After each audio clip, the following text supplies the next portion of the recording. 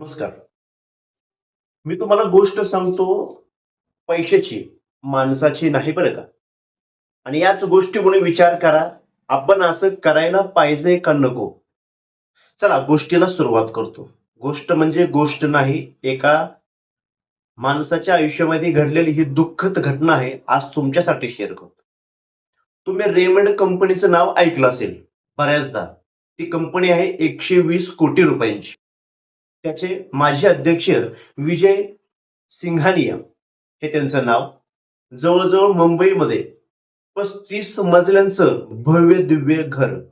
काय म्हणतो नीट आहे का? मुंबईमध्ये भव्य दिव्य असणारं 35 मजल्यांचं घर त्या माणसाला भाड्याच्या खोलीत राहावं लागतं. हे कशासाठी? 2015ला त्यांनी त्यांची प्रॉपर्टी संपूर्ण इस्टेट आपल्या मुलाच्या नावाने केली आणि तिथून सुरू झाला हा प्रवास त्या माजी अध्यक्षाचा म्हणजे विजय सिंघानियाचा. एक विचार पडतो, कोट्यवधी रुपये असणारा माणूस त्याची गत ही होऊ शकते. सर्वसामान्य माणसाचं काय?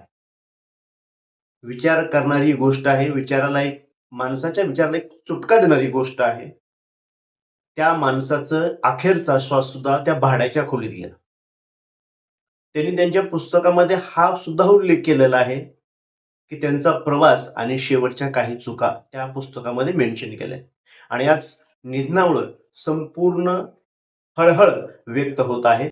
आजचा व्हिडिओ तुम्हाला कसा वाटला याबद्दल आपल्या प्रतिक्रिया नक्की कळवा. सावधान राहा, सतर्क राहा. प्रतिनिधी राहुल गुरव, DR न्यूज.